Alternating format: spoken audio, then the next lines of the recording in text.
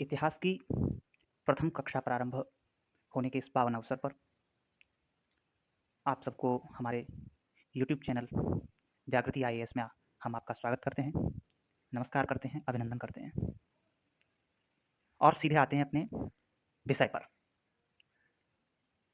इतिहास में प्रवेश करने से पूर्व हमें इतिहास के बारे में एक बेसिक जानकारी होना अति आवश्यक है।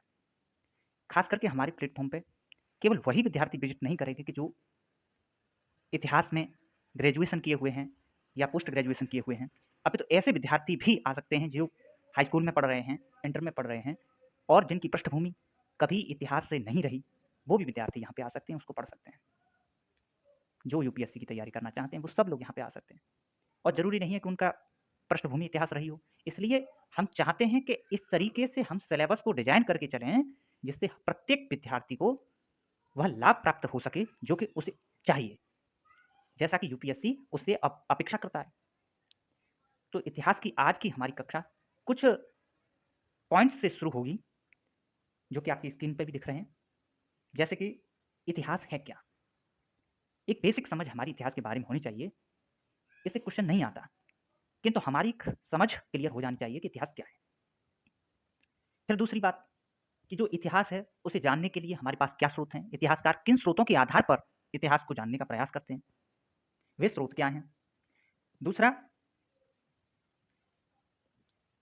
उन स्रोतों के आधार पर इतिहास का काल विभाजन किया जाता है।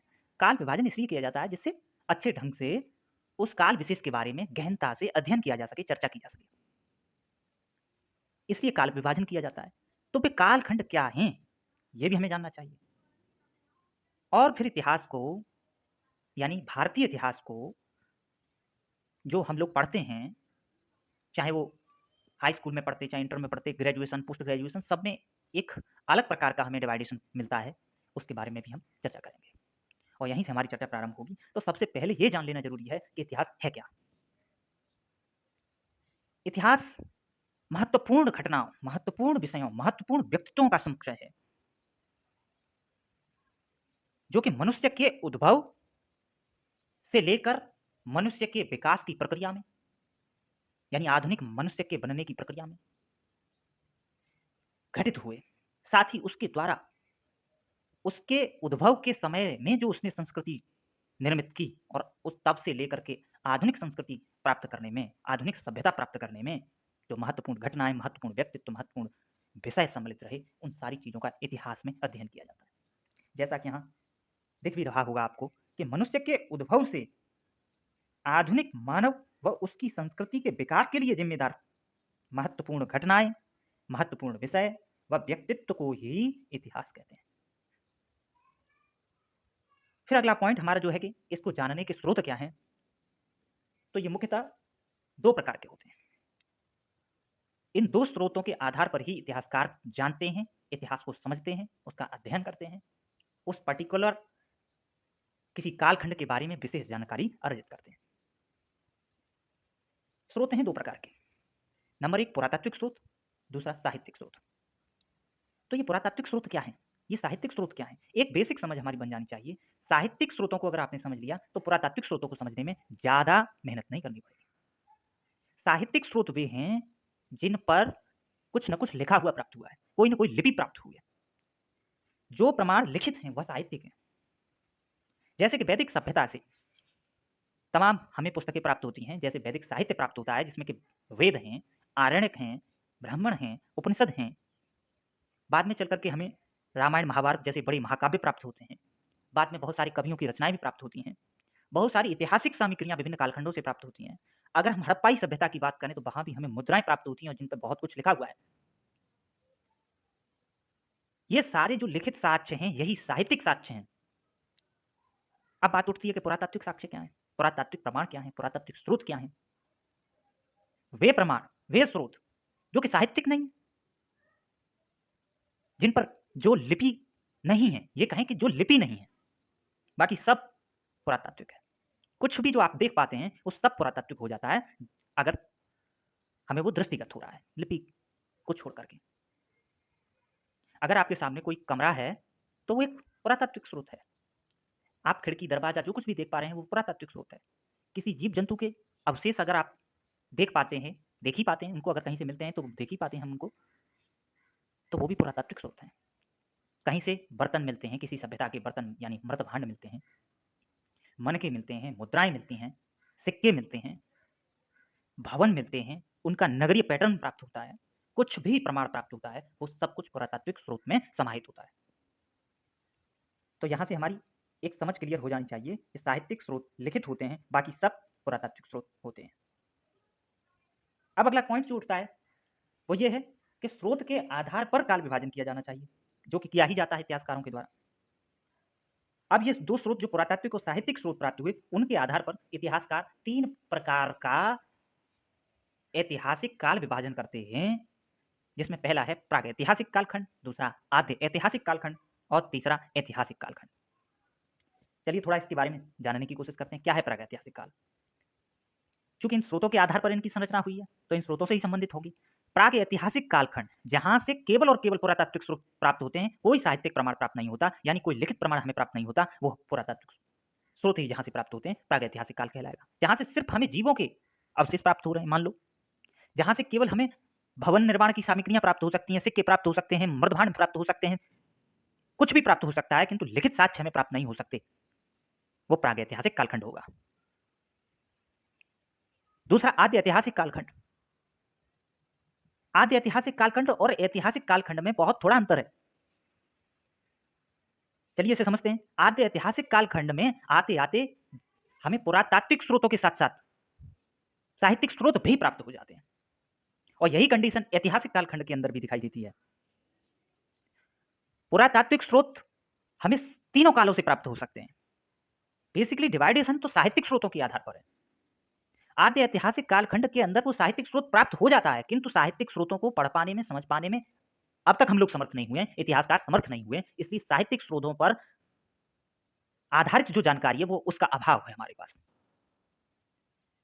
यानी जिस कालखंड से दोनों स्रोतों के आधार पर वस्तुएं प्राप्त होती हैं, प्रमाण प्राप्त होते हैं, किंतु हम साहित्यिक स्रोतों को समझ नहीं पाते, क्योंकि हमें उनकी लिपि समझ नहीं आती।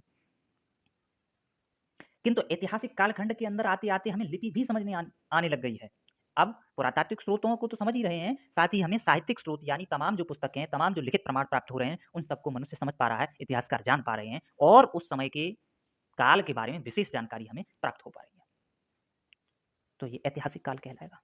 यहाँ से इतनी समझ क्लियर हो गई। तो अब हमारा जो अगला प्रश्न है वो ये है कि भारतीय इतिहास का विभाजन क्या है।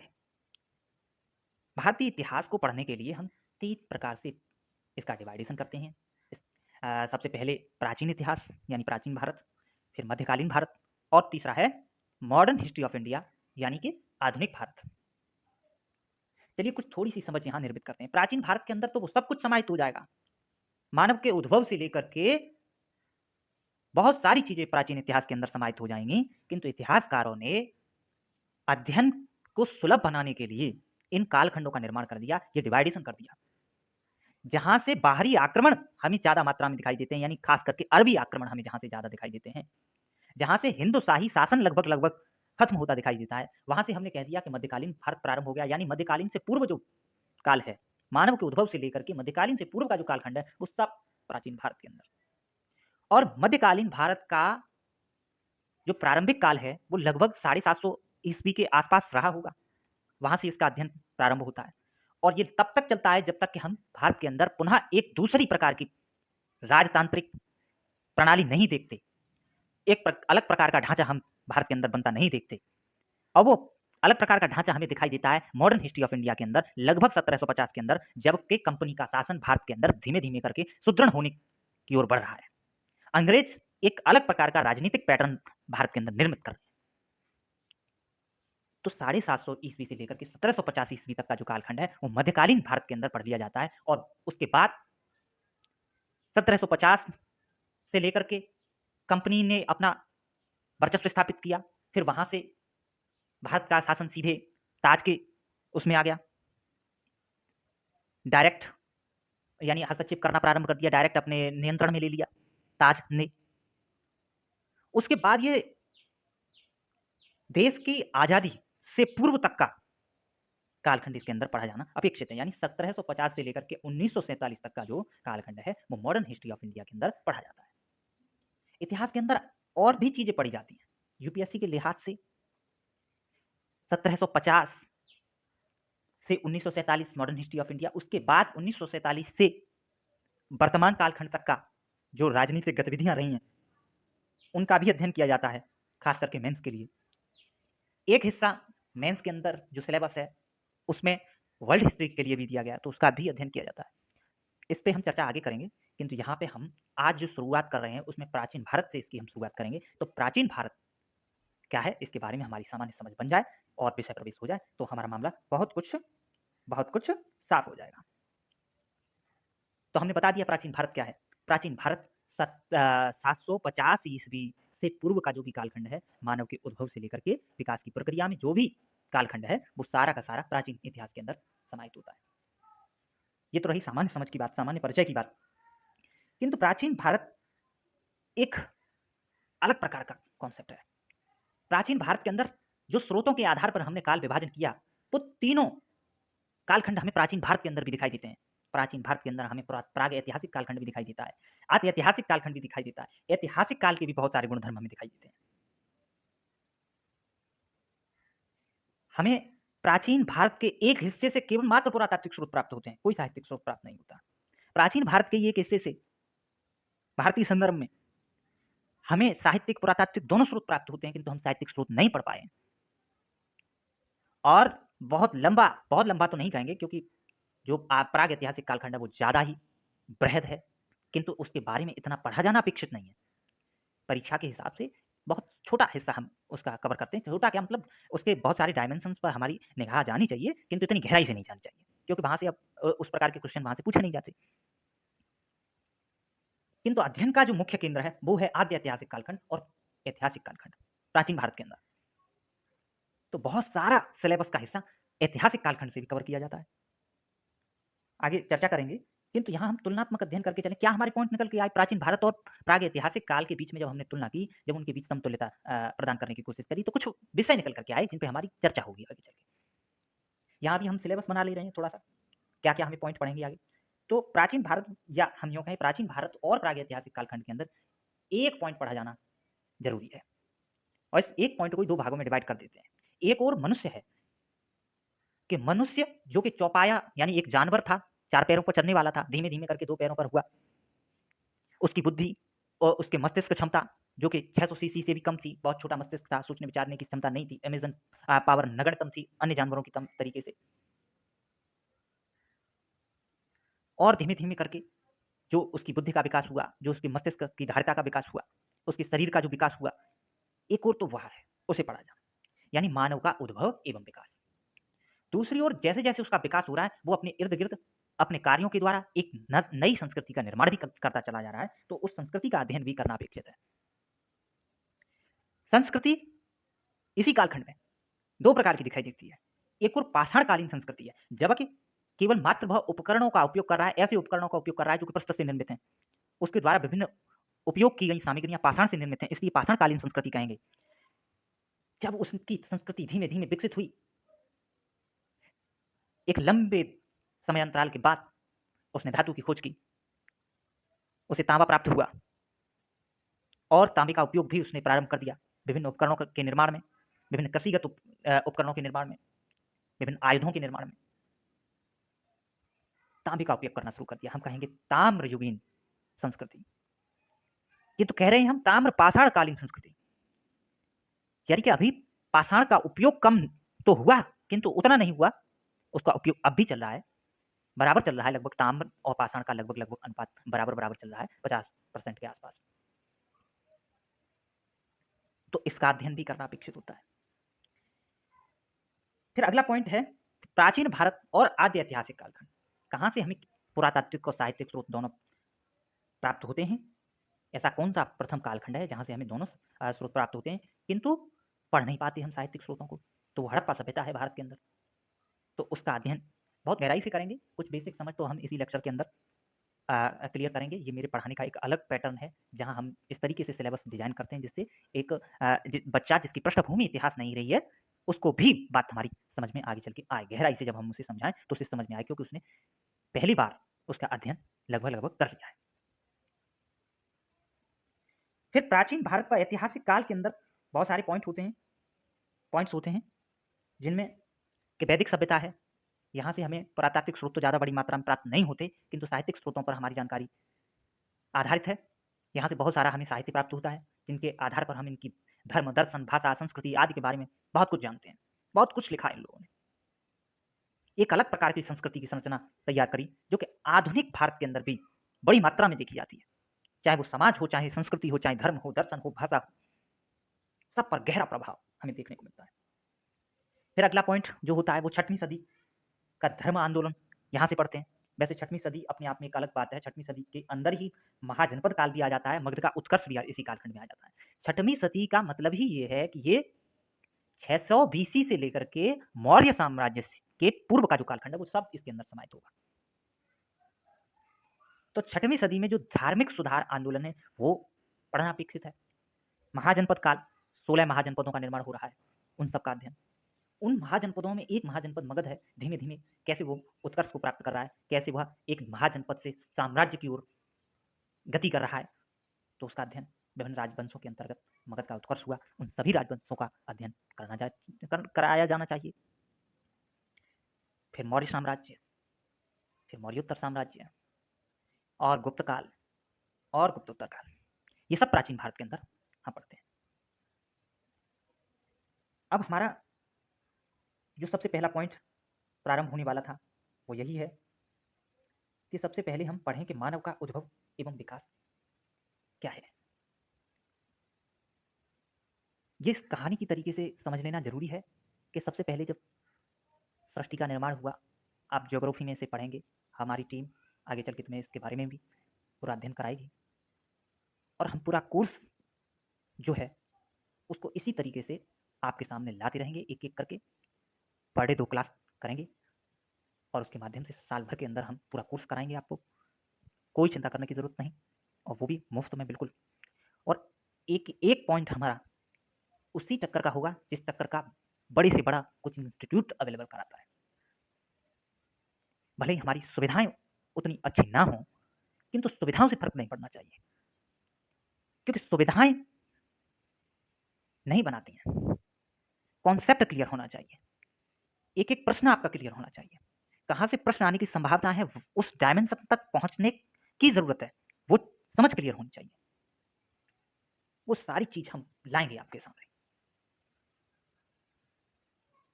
ज्योग्राफी के अंदर आप पढ़ते हैं बिग बैंग का सिद्धांत, वो बताता है कि कैसे सृष्टि का निर्माण हुआ।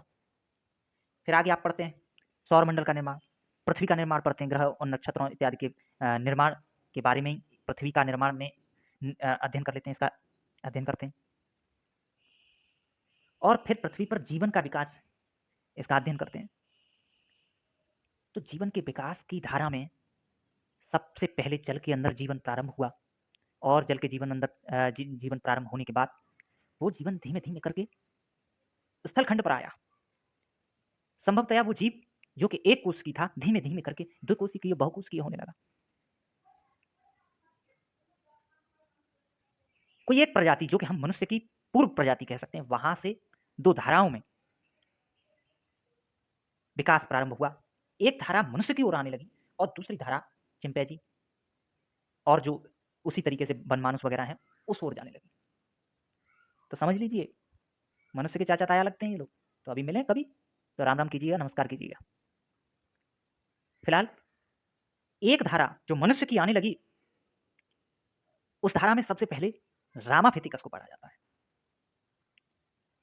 बेसिकली एक जानवर था, कुछ और पढ़ने की कोई जरूरत नहीं है, ये जानवर की ही तरीके से था, 4 पैरों पर चलता था,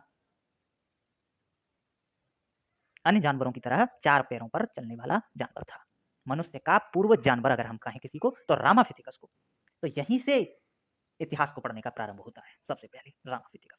और केवल मात्र इसके बारे में ये जान लिया कि ये 4 पैरों पर चलता था तो हमारा काम खत्म हो गया, इससे ज्यादा कुछ नहीं पूछा जा सकता आपसे। दूसरा है ऑस्ट्रोलोपिथेकस।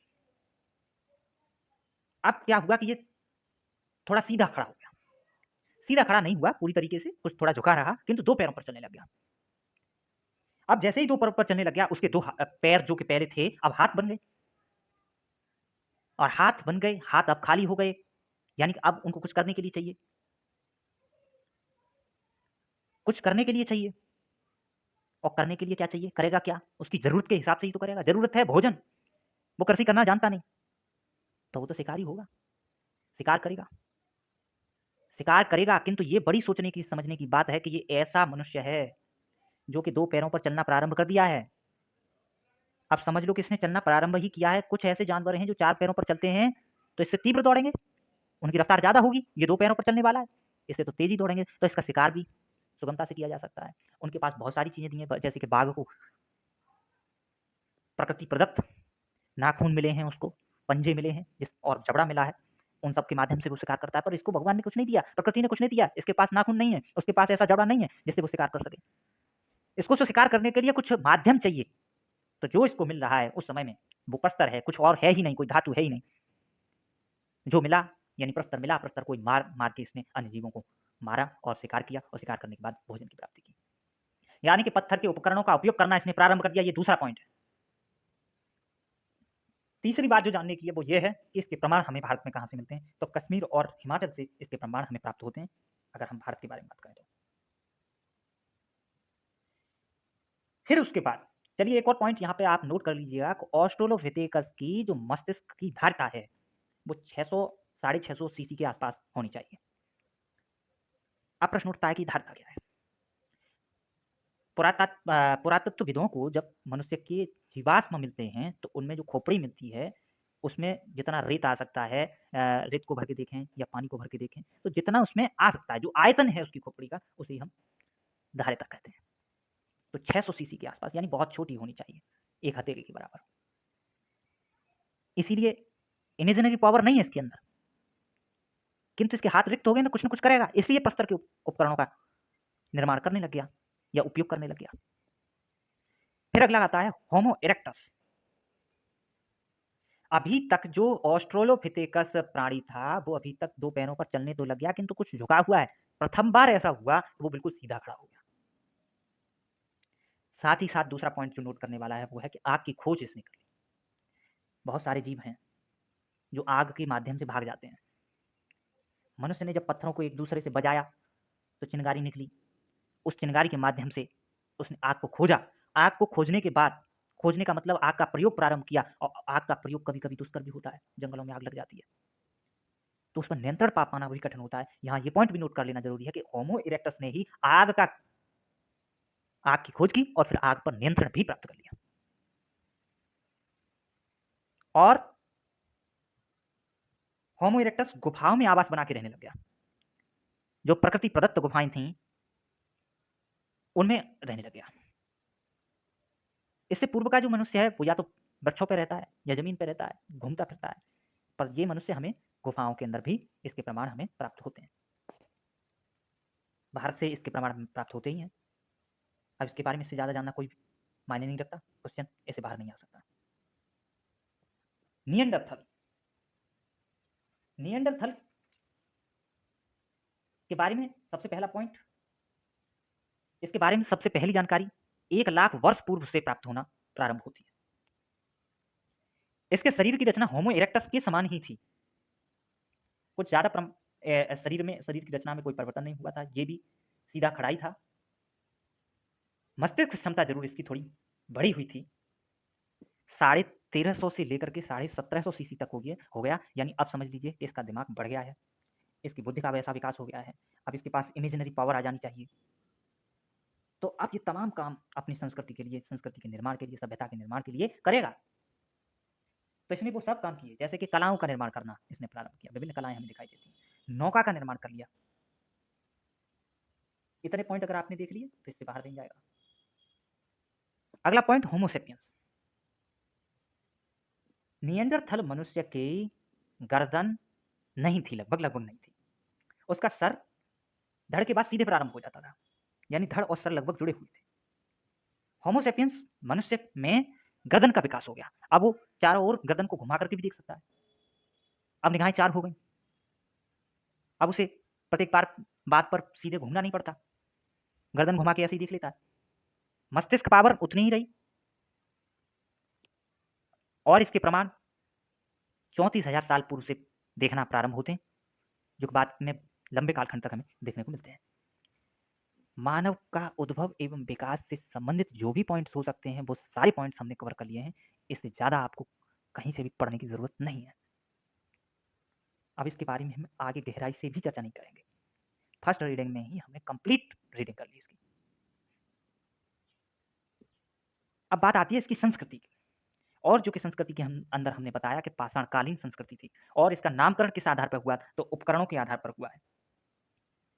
उपकरणों के आधार पर हुआ है, यानी कि ये पत्थरों के औजारों का उपयोग कर रहा है, इसलिए हम कहते हैं कि ये पाषाणकालीन संस्कृति है। इतिहासकार इसका डिवाइडेशन करते हैं 3 भागों में। सबसे पहला पुरापाषाण काल, मध्यपाषाण काल दूसरा, तीसरा है नवपाषाण काल। पुरापाषाण काल, नवपाषाण काल और मध्यपाषाण काल जो कि मध्यम है, इन सब के बीच में विभाजन करने का मुद्दा ही क्या है? बेसिकली अध्ययन, सुगमतापूर्वक अध्ययन किया जा सके, जहां से कुछ भी डेवलपमेंट होता हुआ दिखाई देता है। जैसे कि पुरापाषाण काल में जो चीज़ नहीं थी, मध्यपाषाण काल के अंदर आते आते हमें कुछ नई चीज़ें देखने लग गई, तो हम कहेंगे मध्य आ गया। फिर वहां मध्य के बाद कुछ और नए प्रमाण प्राप्त हुए, तो हम कहेंगे नई नवपाषाण काल आ गया। तो वो क्या चीज़ें थी इनके आधार पर डिवाइडेशन किया? क्योंकि पुरापाषाण काल के अंदर वो मनुष्य है जिसके पास, जो कि शिकारी है, शिकार करने के लिए इधर उधर घूमता है, तो सीधी सी बात है शिकार करने के लिए एक जगह से दूसरी जगह जाएगा तो जीवन उसका अस्थायी होगा, ग्रह निर्माण नहीं कर पाएगा, क्योंकि उस अस्थायी जीवन है, स्थायी है ही नहीं, यानी खानाबदोश है, बंजारा टाइप। या तो शिकार करके अपना भरण पोषण करता है या खाद्य संग्राहक है, खाद्य संग्राहक के अंदर शिकार भी आ जाता है, या कोई वृक्षों से तमाम प्रकार के फल फ्रूट प्राप्त होते हैं, वो सारी चीज़ें वहाँ से ले लेता है, वो भी खाद्य संग्रहण के ही अंदर आ जाता है। यानी एक तो ये खाद्य संग्राहक है और दूसरा खानाबदोश टाइप है, घूमने वाला, घुमंतु। नवपाषाण काल के अंदर ये चीज बहुत कुछ परिवर्तित हो जाती है। जहां वो पशुओं का शिकार कर रहा था पुरापाषाण काल के अंदर, वहीं नवपाषाण काल के अंदर पशुपालन करना इसने प्रारंभ कर दिया और पशुपालन के साथ साथ कृषि करना प्रारंभ कर दिया। कृषि का प्रारंभ कर दिया नहीं, कृषि हो रही है खूब, और कृषि हुई तो उत्पादन भी हुआ और अधिशेष उत्पादन हुआ, भारी मात्रा में भी उत्पादन हुआ। तो उन्हें रखने के लिए कुछ माध्यम तो चाहिए, कुछ बर्तन तो चाहिए, तो मृदभांडों का निर्माण हो गया, यानी इस संस्कृति में मृदभांडों का भी निर्माण हुआ। कृषि करेगा तो कृषि 2-4 महीने से पूर्व में तो कटती नहीं, तो उसे एक स्थान पर टिकना पड़ता है, तो ऐसे करके उसकी संस्कृति स्थायी हो गई, यानी स्थायी जीवन भी जीने लग गया। स्थायी जीवन शैली में जहां रहा वहां कुछ फूस वगैरह से उसने घर बनाया, तो गृह निर्माण की पद्धति भी हमें दिखाई देती है यहां से। ये तो नवपाषाण काल की विशेषताएं रही, परंतु मध्यपाषाण काल क्या है? ऐसा कालखंड जहां से पुरा और नव दोनों की विशेषताएं हमें प्राप्त होती हैं, जहां से कुछ मनुष्य शिकारी भी हैं, खाद्य संग्राहक भी हैं, खानाबदोश टाइप भी हैं, और जहां कुछ ऐसे लोग भी हैं जो कृषि करना प्रारंभ कर रहे हैं, जो पशुपालन करना प्रारंभ कर रहे हैं, जो बर्तनों का निर्माण प्रारंभ कर रहे हैं, जो गृह निर्माण प्रारंभ कर रहे हैं, स्थायी जीवन की ओर बढ़ रहे हैं। यानी ये संक्रमण कालखंड है। मध्यपाषाण कालखंड क्या है? संक्रमण कालखंड है। किन के बीच का? पुरा का और नव पाषाण काल के बीच का। अगला टॉपिक हमारा हड़प्पा सभ्यता। हमने आपको बताया कि पुरापाषाण, मध्यपाषाण और नवपाषाण, ये तीनों चीज प्राग ऐतिहासिक कालखंड के अंतर्गत समाहित होंगी, क्योंकि यहां से कोई हमें साहित्यिक स्रोत प्राप्त नहीं होता। किंतु हड़प्पा सभ्यता इस प्रकार की नहीं है। हड़प्पा से हमें पुरातात्विक स्रोतों के साथ साथ साहित्यिक स्रोत भी प्राप्त होंगे, किंतु कंडीशन इतनी है कि हमें साहित्यिक स्रोतों को पढ़ पाने में, समझ पाने में अब तक सफलता प्राप्त नहीं हुई है। अगर हम उनको समझ लेते तो ये कालखंड भी, यानी कि हड़प्पा सभ्यता भी ऐतिहासिक कालखंड के अंदर समाहित हो जाती, और जिस दिन समझ लेंगे ऐसा ही होगा, तब हमारी जानकारी में और भी बहुत सारी गहनताएं होंगी। किंतु अभी के लिए कुछ चीजें हैं जिन्हें जान लेना जरूरी है। जैसे कि हड़प्पा सभ्यता की फर्स्ट रीडिंग के अंदर हम ये चीज पढ़ें कि सबसे पहले इसके नाम क्या है, नामकरण क्या है। तो इसको हड़प्पा सभ्यता भी कहते हैं, क्योंकि जब इसकी खोज की गई तो सबसे पहले एक स्थान मिला जिसको हड़प्पा कहा गया, तो वहीं से प्रारंभ हो गया कि हड़प्पा सभ्यता है। जो भी नगर बाद में मिले उन सबको हड़प्पा सभ्यता के अंदर समाहित कर लिया गया। फिर दूसरा जो नाम दिया गया सिंधु सभ्यता। सिंधु सभ्यता का मतलब है कि सिंधु नदी के इर्द-गिर्द जो भी नगरीय या तमाम जो भी चीज़ें हमें मिली हैं, जो भी हमें पैटर्न प्राप्त हुआ है, वो सारा कुछ सिंधु के इर्द-गिर्द पूर्व में प्राप्त हुआ था। सबसे पहले हड़प्पा के बाद विभिन्न जो नगर खोजे गए, वो सारे नगर ज़्यादातर सिंधु नदी के इर्द-गिर्द बसे हुए थे। इसलिए हम कहते हैं कि एक सिंधु घाटी सभ्यता है। किंतु धीमे-धीमे करके बात यहाँ नहीं रुकी, बात आगे बढ़ गई। बाद में चल करके सिंधु सरस्वती सभ्यता भी कहने लग गए, क्योंकि बाद के नगर सिंधु की अपेक्षा कर सरस्वती नदी के इर्द-गिर्द ज़्यादा बड़ी मात्रा में मिले, तो हम कहने लग गए दोनों में कि ये सिंधु सभ्यता भी है और सरस्वती सभ्यता भी है, इसलिए सिंधु सरस्वती सभ्यता है। एक नामकरण ये भी हो जाता है। एक नाम कांस्ययुगीन सभ्यता, क्योंकि कांसे के उपकरणों का, कांसा धातु का उपयोग बड़ी मात्रा में मिलना, चाहे वो मूर्तियों के रूप में हो, चाहे मृदभांडों के रूप में हो, बहुत सारी चीज़ों उपकरणों के रूप में हो, कांसे का बड़ी मात्रा में उपयोग होना, ये बात प्रमाणित करता है कि ये कांस्ययुगीन सभ्यता थी। और कांसा क्या है? तांबा ताम्रपाषाण संस्कृति से प्राप्त हो ही चुका था। तांबा हमारे पास पहले से ही था। बाद में चल करके टीन और प्राप्त हो गया। तांबा और टीन को मिलाने के बाद कांसा का निर्माण हुआ, जो कि तांबे की अपेक्षाकृत कठोर थी, थोड़ी कठोर थी, जिसके माध्यम से ऐसे पेड़ों को काटा जा सका, ऐसे वृक्षों को काटा जा सका जो कि तांबे के माध्यम से नहीं काटे जा सकते थे। और यहाँ ये बात जान लेना भी जरूरी है कि तांबा एक नर्म धातु है, यद्यपि कांसा भी एक नर्म धातु है लोहे की अपेक्षाकृत, किंतु कहीं तक कठोर है। इसलिए हम देखते हैं कि पूर्व की जो संस्कृतियां हैं, जो ताम्रयुगीन संस्कृतियां हैं, ऐसे क्षेत्रों में पहले दिखाई देती हैं जहां पे विरल पेड़ पौधे पाए जाते हैं। जैसे कि नागपनी के पौधे कहाँ पाए जाएंगे? राजस्थान में, उधर पाकिस्तान के क्षेत्र में, अफगानिस्तान के क्षेत्र में, जहां पर पेड़ पौधे विरल अवस्था में हैं, उनको और छोटे हैं, जिनको आसानी से तांबे के माध्यम से या प्रस्तरों के माध्यम से काटा जा सकता है। किंतु धीमे धीमे करके सभ्यता बंगाल की ओर बढ़ेगी। जब हमारे पास कठोर धातु आ जाएगी, तो कांसे से कुछ ऐसे पेड़ पौधों को काटा जा सका जो कि अपेक्षाकृत कठोर थे, फिर भी इतने घने पेड़ पौधों को नहीं काटा जा सका जो कि हमें गंगा यमुना दोआब में मिलते हैं। वो बाद में चल करके सब हुआ वैदिक सभ्यता के अंदर। फिर एक नाम हमें नगरीय सभ्यता भी मिलता है। क्या है नगरीय सभ्यता? यहाँ का जो पैटर्न है, यहाँ की जो विशेषताएं हैं, विशेषताएं बताती हैं कि ये जीवन यहाँ का नगरीय था। और नगरीय सभ्यता उसे कहते हैं जहाँ कृषि से इतर यानी अतिरिक्त में तमाम आर्थिक पहलू समाहित होते हैं। यानी कि व्यक्ति केवल कृषि पर निर्भर नहीं होता आर्थिक रूप से, और भी बहुत सारे माध्यम होते हैं, जैसे कि व्यापार करना। और इनका व्यापार तो इतना उन्नत था कि भारत के ही अंदर नहीं, केवल इस संस्कृति, इस सभ्यता के अंदर ही नहीं, दूसरी अन्य सभ्यताओं जैसे कि मिस्र की सभ्यता, मेसोपोटामिया की सभ्यता, यानी अंतरराष्ट्रीय स्तर पर भी इसका व्यापार होता था। इसके प्रमाण हमें प्राप्त होते हैं। कला का पैटर्न अलग प्रकार का दिखता है, एक उन्नत कला का ढांचा हमें यहां से देखने को मिलता है। तमाम जो नगरीय जीवन के पहलू हो सकते हैं, जैसे कि नियोजित नगर, बहुमंजिली इमारतें, पक्की ईंटों का उपयोग, अच्छी नालियों का उपयोग। नालियों का जब हम इसे गहराई से पढ़ेंगे तो बताएंगे कि कैसे नालियों का पैटर्न किस प्रकार से बिछा हुआ था। दुर्ग का निर्माण, अन्नागार, अन्नकूटागार और स्नानागार, विभिन्न प्रकार की मूर्तियां, मनके, गोदीवाड़ा, ये सारी चीजें हमें यहाँ से मिलती हैं जो कि बताती हैं कि ये एक नगरीय सभ्यता थी। और भी नाम हैं इसके जो कि हम बाद में जब इसे गहराई से पढ़ेंगे तो इसके बारे में चर्चा करेंगे। अगली बात जो जान लेनी जरूरी है वो है इसका कालखंड। क्या है कालखंड? इसका जो उत्थान का काल है, जो प्रारंभिक काल है, वो 3000 ईसा पूर्व के आसपास माना जाता है। यानी इस आज से लगभग 5000 वर्ष पूर्व का काल है। तब हड़प्पा सभ्यता लगभग प्रारंभ हो रही है।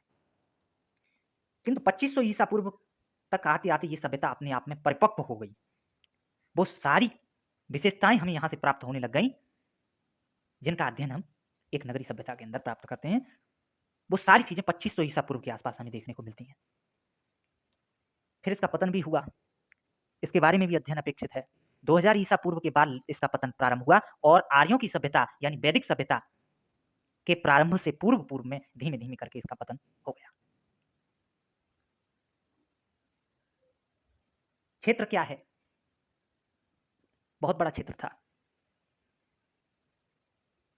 तत्कालीन समय में एक मिस्र की सभ्यता है, एक मेसोपोटामिया की सभ्यता है, एक ये सिंधु सरस्वती सभ्यता कहें या हड़प्पा सभ्यता कहें, ये है। ये इतनी बड़ी थी, उन दोनों सभ्यताओं को सम्मिलित कर लिया जाए तब भी उनके कई गुने, लगभग 12-13 गुने बड़ी थी अपने आप में। ये लगभग 20 लाख वर्ग किलोमीटर से भी बड़ा क्षेत्र था इसका। और क्षेत्र की बात करें यानी कि इसके छोरों की बात करें तो उत्तर में मांडा एक नगर प्राप्त होता है जो कि जम्मू कश्मीर के अंदर है, कश्मीर के अंदर मांडा। वहीं दक्षिण में दैमाबाद महाराष्ट्र से प्राप्त होता है। इसका पश्चिमी बिंदु सुदकांगेडोर पाकिस्तान से प्राप्त होता है। वहीं इसका उत्तरी बिंदु आलमगीरपुर, उत्तरी बिंदु क्यों कहें, पूर्वी बिंदु आलमगीरपुर उत्तर प्रदेश से प्राप्त होता है। ये इतनी बड़ी सभ्यता थी। इसकी सब विशेषताओं के बारे में यद्यपि हम चर्चा कर चुके हैं, तब भी ये पॉइंट अपने आप में देख लीजिएगा। नगरीय सभ्यता तो थी, नियोजित नगर प्रणाली थी, अंतर्राष्ट्रीय व्यापार मिस्र से मेसोपोटामिया से होता ही था, उन्नत कला व संस्कृति थी, तमाम मूर्तियाँ, तमाम स्थापत्य कला के जो नमूने मिले हैं, मन के गोदीबाड़ा, स्नानागार, भवन निर्माण, नगरीय पैटर्न, नाली पैटर्न, ये सारी चीज़ें इसके अंदर थीं, कला एवं संस्कृति के अंदर। मुद्राएं मिली हैं, साहित्यिक यानी लिपि भी उस पर लिखी हुई मिली है, यद्यपि हम उसको पढ़ नहीं पाए, ये भी इसके अंदर समाहित होगा। विस्तृत सभ्यता थी, इसके चारों छोरों के बारे में हमने जान ही लिया, ठीक है, चरम बिंदुओं के बारे में। और ये नदी घाटी सभ्यता थी, इसमें कोई संशय की बात नहीं, चाहे वो सिंधु नदी रहे, चाहे वो सरस्वती नदी रहे, चाहे वो भोगबा नदी रहे, तमाम छोटी छोटी नदियों जो कि सिंधु तंत्र की नदियों की सहायक नदी हो सकती हैं, पर उन सब के इर्द गिर्द ही ये सभ्यता का विकास हुआ था, इसलिए इसको नदी घाटी सभ्यता कहा जाना अपेक्षित है। फिर इसका पतन हो गया। पतन हुआ तो धीमे धीमे करके व्यापार में ह्रास हो गया, धीमे धीमे करके कला और उनकी जो विभिन्न टेक्निक थी उनमें सब में ह्रास देखने को मिला। नियोजित नगर प्रणाली अब नहीं रही, जो कि नगरीय पैटर्न था अब ग्रामीण पैटर्न की ओर पहुंच गया, तो कहेंगे कि अब ये पतित हो गया। अब वो चीज नहीं रही जो कि पहले थी, उससे पतित होकर के निम्न स्तर को प्राप्त हो गई, तो कहेंगे कि पतन हो गया। यही था इसका पतन, और बाकी सारी चीजें जब हम गहराई से इसका अध्ययन करेंगे तो जानेंगे। अब अगला पॉइंट है वैदिक काल। वैदिक काल का कालखंड शुरू होता है 1500 ईसा पूर्व से लेकर के शुरू होता है और 500 ईसा पूर्व तक ये रहता है। इस कालखंड में दो प्रकार का डिवाइडेशन करके हम इसको पढ़ते हैं, एक और है ऋग्वैदिक कालखंड और दूसरी ओर है उत्तर वैदिक कालखंड। किंतु इससे पूर्व में हम ये जान लें कि इसके स्रोत क्या हैं, इसको जानने की हमारे पास स्रोत क्या है। तो पुरातात्विक स्रोत नहीं है, साहित्यिक स्रोत हैं, और साहित्यिक स्रोत को वैदिक साहित्य कहते हैं, क्योंकि इनके साहित्य में सबसे जो मुख्य बिंदु है वो वेद है, इसलिए इसको वैदिक साहित्य कहते हैं। वैदिक साहित्य के अंदर क्या क्या समाहित होता है? वेद, आरण्यक, ब्राह्मण, उपनिषद, ये सारी चीजें इसमें समाहित होती हैं।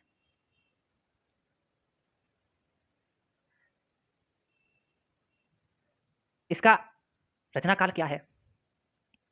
वही 1500 बीसी से लेकर के 500 बीसी तक का इसका रचना काल है।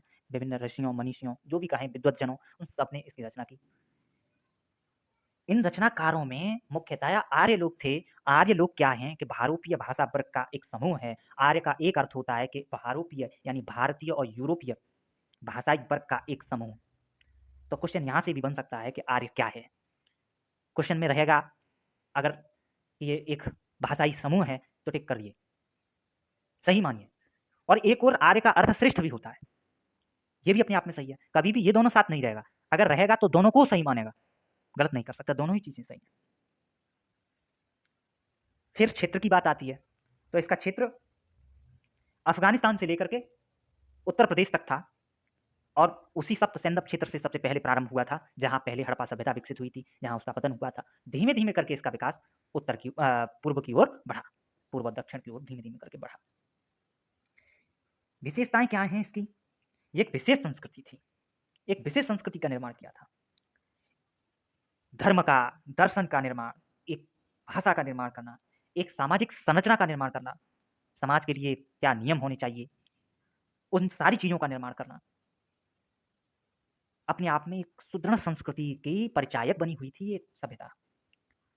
और इस बात का ये प्रमाण है कि आधुनिक भारत के ऊपर अगर हम सबसे ज़्यादा कहीं प्रभाव देखते हैं तो वैदिक सभ्यता का देखते हैं।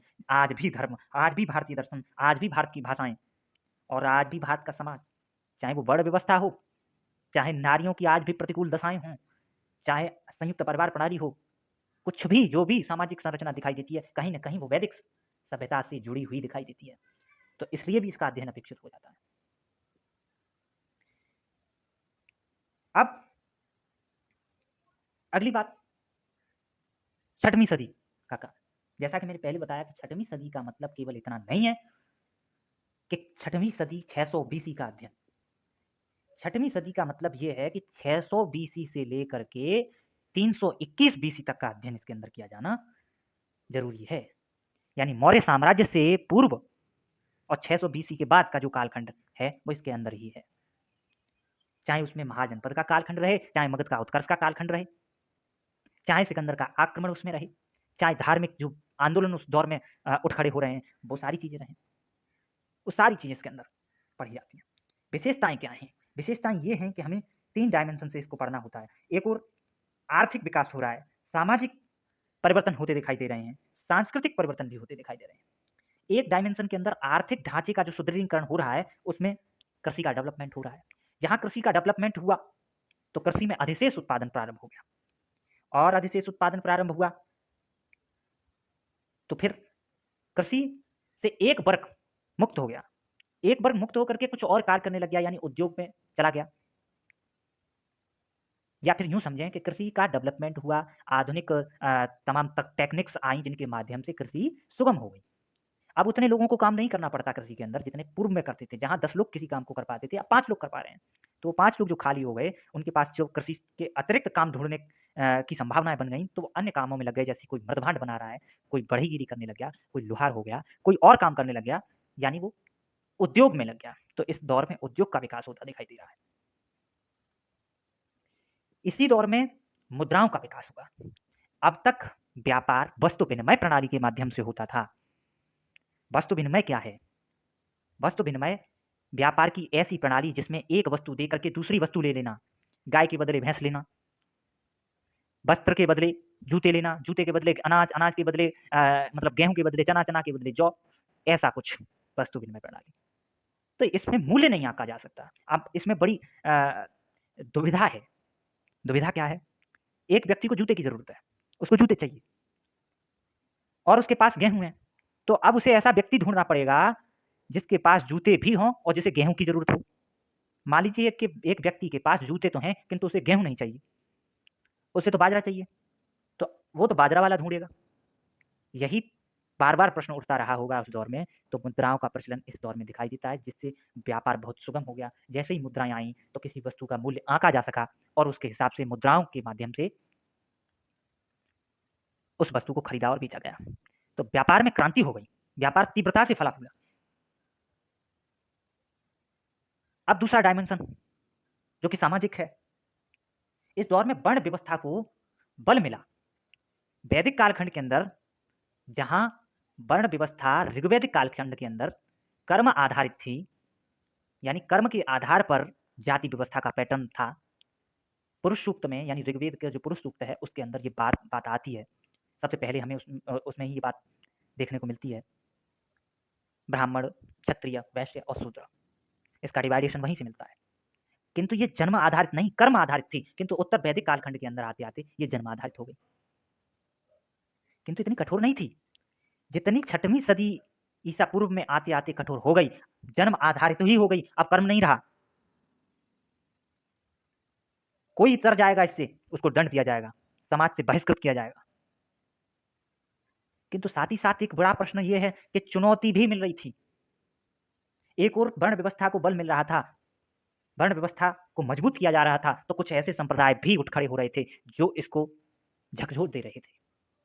वो नहीं मान रहे थे इस चीज को, वर्ण व्यवस्था को, वो नहीं होनी चाहिए समाज में, वो ये कह रहे थे। उसी दौर में हम एक और डायमेंशन पढ़ते हैं, वो है सांस्कृतिक। सांस्कृतिक यानी धार्मिक। वही है ये संप्रदाय। 62 संप्रदायों का उदय हुआ जो कि श्रमण संप्रदाय कहलाएंगे। उन्होंने कहा कि नहीं, हम नहीं मानते वर्ण व्यवस्था को, हम नहीं मानते वेद को, हम नहीं मानते ईश्वर को, कोई ईश्वर होता है, हम नास्तिक, अपने आप को नास्तिक कहा। ये सारे 62 के 62 संप्रदाय, 62 कुछ जगह 63 भी होता है, ये सारे संप्रदाय नास्तिक हैं। नास्तिक का मतलब ही यह है कि जो वेद को नहीं मानते, वेद को प्रमाण नहीं मानते, वेदों में जो लिखा है उसको नहीं मानते कि वही सत्य है। और वो इसलिए नहीं मानते, वो कहते हैं कि आर्य कहते हैं कि वेद ईश्वर की रचना है, जबकि ईश्वर ही नहीं है। और जब ईश्वर ही नहीं है तो ईश्वर वेद को कैसे लिख सकता है? वेद मनुष्य की रचना है, और मनुष्य की रचना है तो वो रचना तर्क के दायरे से बाहर नहीं जा सकती।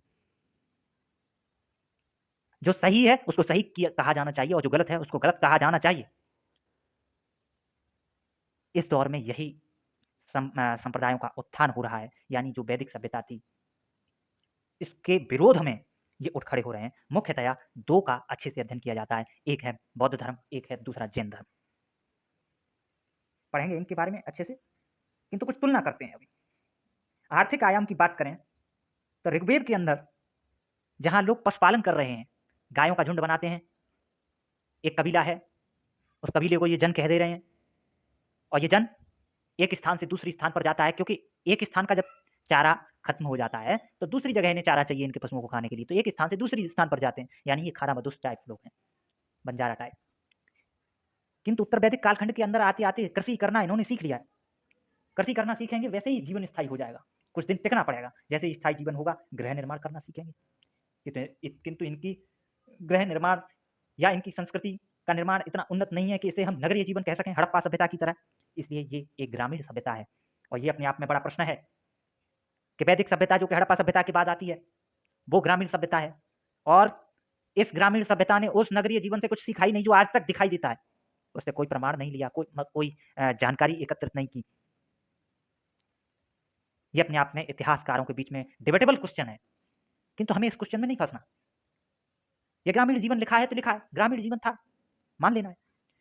इनका कबीला अब टिक गया, जिस कबीले को पहले जन कहते थे ऋग्वैदिक कालखंड के अंदर, उत्तर वैदिक कालखंड के अंदर आते आते उसको जनपद कहने लग गए। जहां जन का पद टिक जाए यानी वो जनपद हो गया।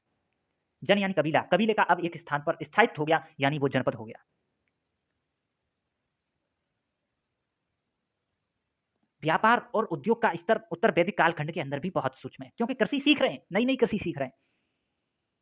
अभी बहुत सारे लोग उसी कृषि में घुसे रहते हैं या पशुपालन में घुसे रहते हैं, उद्योग नहीं कर पाते, व्यापार नहीं कर पाते, उनके पास समय नहीं है, कृषि से ही टाइम नहीं मिल पाता। टाइम मिले तो उद्योग व्यापार करें ना। अब बात आती है 6वीं सदी की। कृषि में तीव्र क्रांति हुई। कृषि में तीव्र क्रांति होगी तो क्या होगा? कृषि में अधिशेष उत्पादन होगा, तो उसको बेचने के लिए चाहिए, कुछ लोग उसे बेचने के लिए ही चाहिए। अधिशेष उत्पादन होगा, चूंकि टेक्निक्स उनके पास थी, तो उद्योग धंधे भी फले पूरे। मुद्राओं का विकास इस दौर में हो गया, व्यापार भी खूब फला फूला। व्यापार, उद्योग धंधा, कृषि में डेवलपमेंट, इन सारी चीजों के कारण यहाँ की जो संस्कृति है वो धीमे धीमे करके नगरीय संस्कृति में डेवलप हो गई, और जिसे द्वितीय नगरीय क्रांति कहते हैं। हड़प्पा सभ्यता को जहाँ प्रथम नगरीय क्रांति कहते हैं या प्रथम नगरीकरण कहते हैं, वहीं इसे द्वितीय नगरीकरण कहते हैं। इतिहास के अंदर द्वितीय नगरीकरण इसी दौर में दिखाई देता है। अब इसका सामाजिक आयाम के दौर से अगर हम सामाजिक आयाम के दृष्टिकोण से अगर तुलना करें सिंधु सभ्यता वैदिक सभ्यता से, तो वही बात, सिंधु सभ्यता प्रथम नगरीकरण है, ये द्वितीय नगरीकरण है। वैदिक सभ्यता ग्रामीण जीवन है, ये नगरीय जीवन है। वैदिक सभ्यता में वर्ण व्यवस्था है, वर्ण व्यवस्था है। फिर से याद रखिए, ऋग्वैदिक कालखंड के अंदर कर्म आधारित है, यानी जो जैसा कर्म करेगा उसके आधार पर उसको जाति मिलेगी। जो शिक्षा लेगा और शिक्षा देगा वो ब्राह्मण होगा, जो रक्षा करने का काम करेगा, सुरक्षा करने का काम करेगा, जो राजा होगा या सिपाही होगा वो क्षत्रिय होगा, और जो कृषि करेगा, पशुपालन करेगा, वो सारे लोग वैश्य समाज में, और जो सेवा कर रहे होंगे, जो चतुर्थ श्रेणी में सम्मिलित होंगे, वो लोग शूद्र होंगे। आगे इसके बारे में बात करेंगे। यानी कि कर्म के आधार पर यह पैटर्न बताता है कि पिता अगर ब्राह्मण है तो जरूरी नहीं कि उसका पुत्र ब्राह्मण ही हो, क्योंकि बच्चे ने अब क्षत्रियत्व अपना लिया है, वो राजा की सेना में भर्ती हो गया तो अब वो क्षत्रिय हो गया।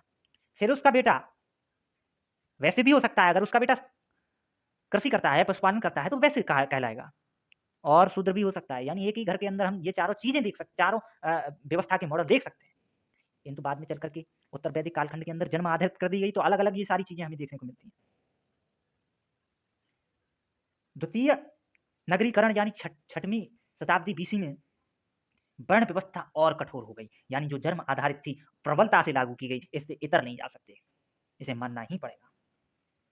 सूत्र साहित्य की रचना की गई। सूत्र साहित्य यानी धर्म सूत्र, स्मृतियां, जिनके माध्यम से समाज में क्या होना चाहिए, वर्ण व्यवस्था से संबंधित या समाज के विभिन्न नियम रेगुलेशन इसमें समाहित किए गए, इनके अनुसार ही समाज चलना चाहिए।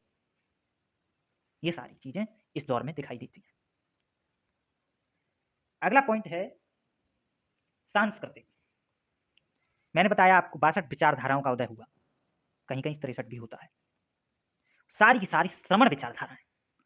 श्रमण विचारधाराओं का मतलब है जो वेद को प्रमाण नहीं मानेंगे, और जो वेद को प्रमाण नहीं मानेगा उसको हम आजकल नास्तिक कहते हैं। नास्तिक कौन कहेगा इसको? जो वैदिक साहित्य को मानते हैं, जो वेद को मानते हैं, उन्होंने इन्हें नास्तिक कहा। वेद को प्रमाण नहीं मानते। वेद को प्रमाण क्यों नहीं मानते? वो कहते हैं वेद ईश्वर की रचना नहीं, क्योंकि ईश्वर ही नहीं। वर्ण व्यवस्था को नहीं मानते। क्यों नहीं मानते? वर्ण व्यवस्था वेद के अंदर निहित है, और हम वेद को ही नहीं मानते, तो वर्ण व्यवस्था को क्यों माने? अगर वर्ण व्यवस्था है तो कर्म आधारित होनी चाहिए, जन्म आधारित क्यों हो? और इसके अंतर्गत जो अध्ययन है वो जैन और बौद्ध धर्म से विशेषतया जुड़ा हुआ है, और खास करके बौद्ध से संबंधित। तो इस कालखंड को बौद्ध काल भी कह देते हैं कभी कभी। ठीक है, इतने से ज्यादा अध्ययन जब हम इसकी द्वितीय रीडिंग करेंगे, अंदर प्रवेश करके जब अध्ययन करेंगे, तो हम इसका अध्ययन अच्छे से करेंगे। अब बात आती है मौर्य साम्राज्य की। मौर्य साम्राज्य, आप समझ लीजिए कि मौर्य साम्राज्य से पूर्व में भी कुछ घटनाएं थी। 6वीं शताब्दी बीसी तक आते आते वैदिक सभ्यता में जो जनपद था, बहुत सारे ऐसे जनपद रहे होंगे। उन जनपदों में से एक दूसरे से लड़ करके या सामंजस्य करके या किसी अन्य माध्यम से वे आपस में जुड़ गए होंगे। ऐसे 16 महाजनपदों का निर्माण कर चुके थे वो। और 16 महाजनपद जब निर्मित हो गए, उन 16 महाजनपदों में एक महाजनपद है जिसका नाम है मगध। उसमें बहुत सारे ऐसे राजवंश हुए जिनमें एक से एक प्रतापी राजा हुआ, एक से एक प्रतापी शासक हुआ, जिन्होंने मगध के उत्थान के लिए तमाम भूमिकाएं निभाई। साथ ही साथ हमें नहीं भूलना चाहिए कि जो मगध है, वहाँ की जो उपजाऊ कृषि है, उससे वहाँ व्यापार का डेवलपमेंट हुआ, वहाँ का आर्थिक जो पहलू है वो मजबूत हुआ। आर्थिक पहलू जैसे ही मजबूत होगा, राजतांत्रिक पहलू अपने आप मजबूत हो जाता है। आर्थिक पहलू से ही तो ये सारी चीजें जुड़ी हुई हैं। राजनीतिक ढांचा अलग नहीं है आर्थिक से। जहाँ का व्यापार उत्तम होगा, जहाँ का कृषि अच्छी होगी, जहाँ उद्योग अच्छे होंगे, वहाँ का राज शासन भी अच्छा होगा। तो मगध के लिए उत्तरदायी ये सारी चीजें थीं, जिनकी वजह से उसका धीमे धीमे उत्कर्ष हुआ। और महापद्मनंद का जो नंदवंश है, साम्राज्य बृहद और विस्तृत हो गया।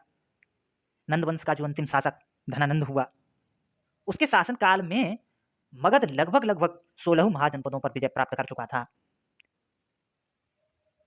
हम यद्यपि उसे साम्राज्य कह सकते हैं, किंतु नहीं कहते, ये अपने आप में अलग विषय है।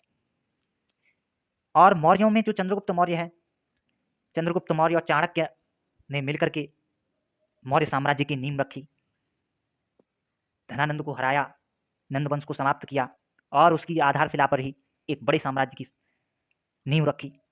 ये नींव पहले ही रखी जा चुकी थी, वो नंदवंश में पहले से थी, उसको थोड़ा बढ़ा दिया, थोड़ा विस्तृत कर दिया, थोड़े नियम चेंज कर दिए, ढांचा अलग प्रकार का कर दिया।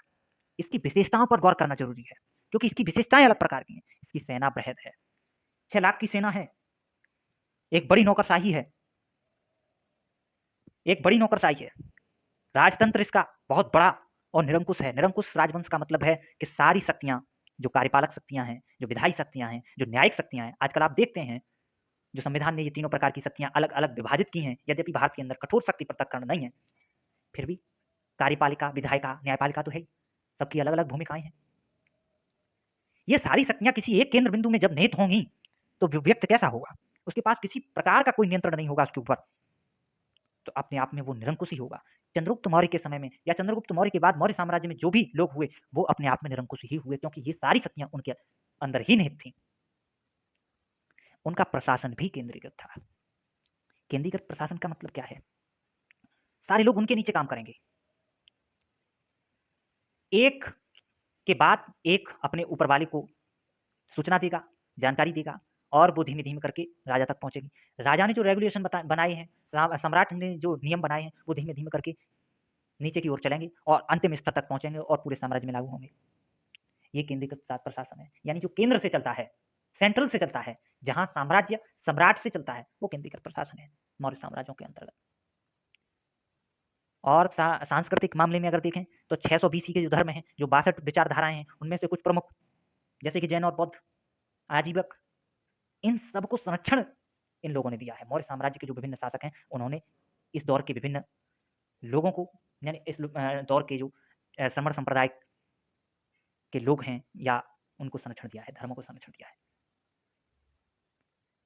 विस्तार क्या है? विस्तार सबसे बड़ा है इनका, आज तक के इतिहास में सबसे बड़ा साम्राज्य मौर्यों का। क्षेत्र की बात करें तो अफगानिस्तान, जम्मू कश्मीर उत्तर में, वहां से लेकर के दक्षिण में कर्नाटक तक का साम्राज्य इनके अंतर्गत आता है। पश्चिम में सौराष्ट्र से लेकर के पूर्व में बंगाल तक का पूरा साम्राज्य इनके अंतर्गत आता है। इतना बड़ा साम्राज्य है, कोई कमी नहीं है। और गहराई से इसका अध्ययन तब करेंगे जब मौर्य साम्राज्य के पर्टिकुलर टॉपिक में हम प्रवेश करेंगे। अभी के लिए इतना। फिर उसके बाद का जो कालखंड है, मैंने पहले बताया कि मौर्योत्तर कालखंड आ जाता है। क्यों कहते हैं मौर्योत्तर कालखंड? क्योंकि इस कालखंड में यानी कि 185 बीसी से लेकर के 319 एडी तक, एडी मतलब ईसवी तक, ईसा मसीह के जन्म के बाद, बीसी का मतलब होता है बिफोर क्राइस्ट, यानी ईसा मसीह से पूर्व का जो कालखंड है, जन्म से पूर्व का कालखंड। 185 बीसी से लेकर के 319 एडी तक का जो कालखंड है, उसमें ऐसा कोई साम्राज्य, विस्तृत साम्राज्य दिखाई नहीं देता जो मौर्यों की तरह हो। एक सुदृढ़ राजनीतिक ढांचा हो, एक नियमित सेना इतनी बड़ी हो, कुछ भी ऐसा नहीं दिखाई देता था। छोटे छोटे क्षेत्रों में अलग अलग राजवंश राज्य कर रहे हैं, तो उन विभिन्न राजवंशों का अध्ययन इस दौर में किया जाता है। विशेषता यह है कि उन छोटे छोटे राजवंशों के अंदर दो धाराएं हैं, एक देसी राजवंशों की है और एक विदेशी राजवंशों की है। देसी राजवंशों के अंदर जहां हम अध्ययन करते हैं शुंग वंश, शुंग वंश के बारे में अभी इतना जान लेना जरूरी है कि मौर्य साम्राज्य का जो अंतिम राजा बृहद्रथ हुआ था, उसको उसका जो सेनापति है पुष्यमित्र शुंग, उसी ने उसको मार करके गद्दी हत्या लिया और शुंग वंश की नींव रखा। तो वही है शुंग वंश। शुंग का अध्ययन करते हैं, कंड का अध्ययन करते हैं, सातवाहन, इक्ष्वाकु, वाकाटक, आंभीर, इन सारे राजवंशों का अध्ययन देसी राजवंशों के अंतर्गत। वहीं विदेशी के अंतर्गत हिंद यवन है, शक हैं, पारसियाई हैं, कुषाण हैं, इन सारी राजवंशों का अध्ययन किया जाता है। अभी के लिए इतने ही डायमेंशन मौर्य साम्राज्य, मौर्योत्तर कालखंड के अंतर्गत। इसके बाद एक कालखंड आता है जिसे हम कहते हैं गुप्त काल, गुप्त साम्राज्य। अब हम साम्राज्य की बात कर रहे हैं, फिर से एक संगठित राजवंश दिखाई देता है, एक ऐसा राजवंश जिसका बृहद और विस्तृत क्षेत्र पर अपना आधिपत्य है, वह है गुप्त साम्राज्य। क्या है इसका कालखंड? 319 एडी से लेकर के 550 एडी। एडी का मतलब मैं बता चुका, ईसा मसीह के जन्म के बाद के वर्ष होते हैं, वो एडी होते हैं। 319 एडी से 550 एडी तक का कालखंड गुप्त काल के अंदर। विशेषताएं मौर्य साम्राज्य के समान ही है, इनकी भी एक बड़ी सेना है, कितनी, इतनी बड़ी नहीं। अगर हम बात करें इतिहास के अंदर, प्राचीन इतिहास के अंदर सबसे बड़ी सेना मौर्यों की, दूसरे नंबर की सेना गुप्तों की। सबसे बड़ी नौकरशाही मौर्य साम्राज्य की, दूसरी बड़ी नौकरशाही गुप्तों की। इनका भी निरंकुश प्रशासन है, इनका भी निरंकुश राजतंत्र है, जैसा कि मौर्य साम्राज्य का था। यह भी केंद्रीकृत प्रशासन का ढांचा तैयार किए हैं, किंतु इतना नहीं है जितना मौर्यों का था, किंतु है केंद्रीकृत, इनका भी है। और जो सबसे मेन विशेषता इनकी यह है कि इन्होंने संस्कृति में बहुत बड़ा परिवर्तन किया। संस्कृति मतलब स्थापत्य कला में, कला और संस्कृति के दृष्टिकोण से इनका काल अपने आप में स्वर्ण युग कहलाता है, क्योंकि एकदम बहुत बड़ा परिवर्तन हमें यहाँ देखने को मिलता है। मंदिर निर्माण की तमाम शैलियाँ, गुफाओं, चित्रों का निर्माण, संगीत पैटर्न, सारी चीजें हमें यहाँ दिखाई देने लग जाती हैं, इसलिए हम इसे स्वर्णकाल भी कहते हैं। अब बात आती है इसके बाद गुप्तोत्तर काल। गुप्तोत्तर काल वो है जिसे हम पूर्व मध्यकाल भी कहते हैं, यहाँ जहां से मध्यकाल का प्रारंभ होगा उससे पूर्व का और गुप्त काल के बाद का जो कालखंड है उसे या तो पूर्व मध्यकाल कह लो या गुप्तोत्तर कालखंड कह लो। ये भी मौर्योत्तर कालखंड की तरह से विखंडित छोटे-छोटे राजवंशों में दिखाई देता है। कोई बृहद और बड़े स्तर पर साम्राज्य दिखाई नहीं देता। कोई बड़ा साम्राज्य नहीं है। क्षेत्रीय राजवंश हैं। बस इतनी सी बात है कि 550 एडी जहां गुप्तों का पतन हो गया, गुप्त समाप्त हो गए, गुप्तों का साम्राज्य समाप्त हो गया, वहां से जो मध्यकाल है उससे पूर्व का जो दौर है इसमें समाहित होता है। और खास करके इस अध्ययन में हर्षवर्धन का अध्ययन किया जाता है जो कि प्राचीन भारत का अंतिम हिंदू राजा है। इसके बारे में विशेषतया अध्ययन किया जाता है। इतना सारा डायमेंशन प्राचीन भारत के अंदर अध्ययन किया जाता है। कहाँ कितना गहराई से हमें जाना है उन पर हम आगे एक एक पॉइंट को लेंगे और उस पर विस्तृत तरीके से चर्चा करेंगे जितना कि एग्जाम के लिहाज से अपेक्षित है, जितना कि आवश्यक है। आगे की बात